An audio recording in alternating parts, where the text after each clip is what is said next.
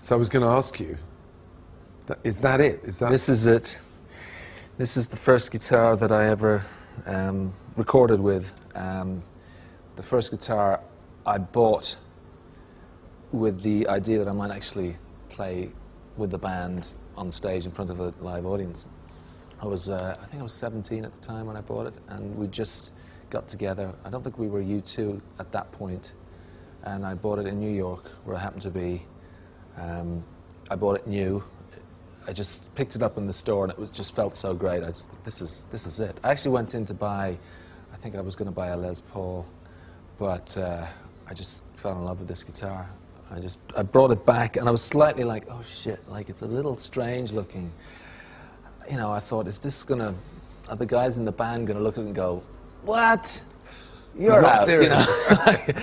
So I took it out of the case, like, you know, and they looked. It was like there's a few strange looks for the first day, but everyone just loved the sound of it, and I think it became like a signature look. No one else was playing Explorers at that point, and so quite soon it became like the thing we were famous for, apart from a few other things, obviously. But it's had a few accidents over the years.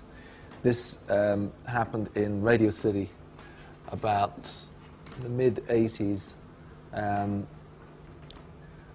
We were playing a show, and the bouncers were particularly heavy in the venue, and there's some kids down the front getting pummeled. So I actually threw the guitar off, sort of to intervene, and stopped it, and Bono stopped the show, and we got it sorted out. But I came back, picked the guitar up, and the head was hanging off. It was totally broken.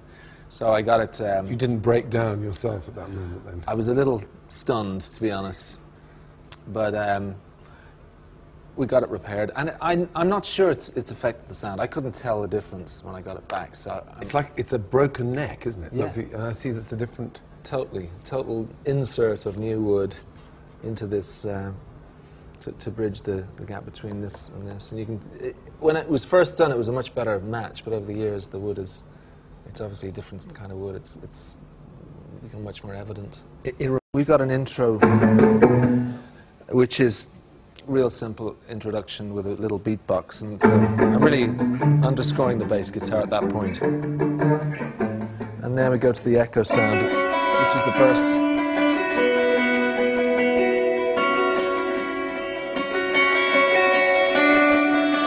Against the chords of the song, it really creates a very beautiful little hook. And then the big kind of chorus sound is the chords, obviously. And this was an interesting part. It caused a bit of a stir in the studio when I first played it. I'll try and play it a bit more quietly.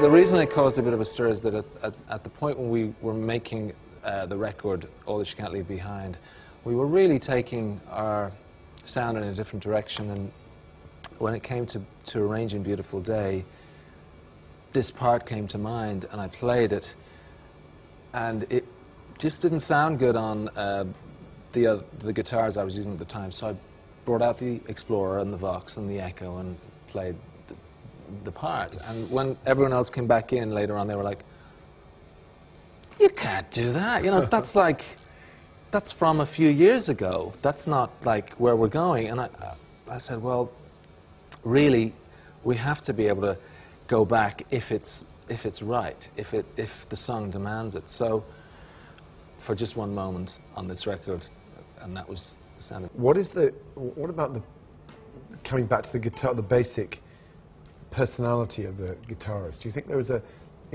a lead singer personality and there's a lead guitar personality? I mean, is that all just a cliche, or is there no, I think there probably is, but I don't think it's one. I think for guitar players, there's a couple of different types, you know.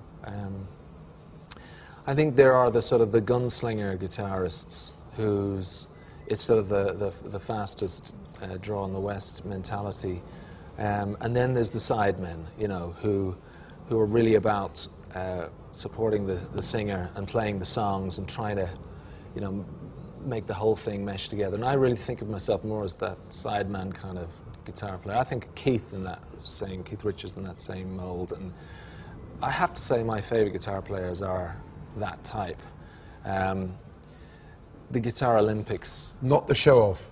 Well, not the ones who aren't part of the band. Not the ones who are going off for the solo. Pete is the sideman, even though he's the front man in a lot of people's book. You know, he's playing the songs. It's all about getting the song across, supporting the singer. That's what I think. Johnny Marr was the same. You know, like it's about the entire. It's not about just shining in the spotlight as being an incredibly talented virtuoso guitar player. I mean, that's not that interesting in the end.